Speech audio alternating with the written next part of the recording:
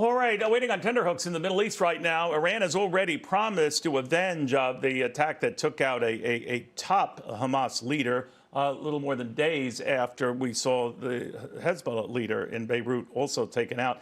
So there are a lot of Iranian proxies at play, and we, of course, have been boosting our presence in the region. General Jack Keane with us to assess where this stands. General, good to have you. What do you make of where things stand right now? Could be just moments away, days away. Yeah, well, certainly Iran is going to conduct some kind of retaliation. I think their motivation is going to be clearly they've got to improve on what they did the last time. Despite the fuselage of some 300 drones, cruise missiles, and ballistic missiles, their entire attack was largely ineffective. They clearly were seeking damage to infrastructures and also a killing and wounding of Israeli people, and they achieved neither of those. So what have they learned from that?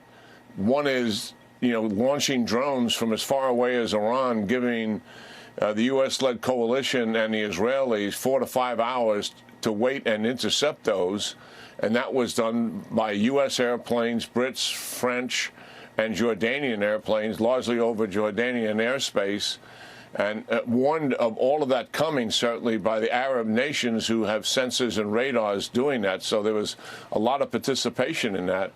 But then, Neil, remarkably, rockets and missiles has a priority inside of Iran's conventional military. I believe their army, their air power, and their navy is relatively weak, but they resource rockets and missiles. And our estimate is about 50% of those malfunction. Can you imagine that? So they're going to try to certainly improve on that. And I think one of the ways they're going to improve on it is likely use some of the proxies that aren't as far away, particularly Hezbollah, who lost their leader in an Israeli assassination as well.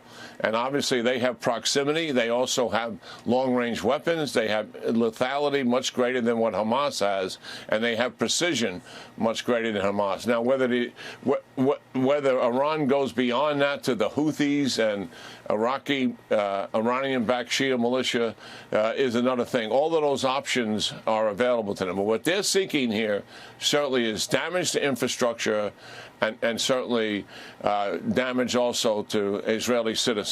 That has got to be their objective.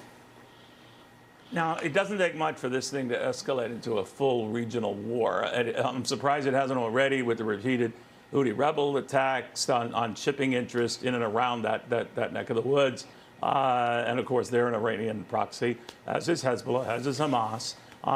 So the spread was already there. I guess the response will determine how much more it spreads, right?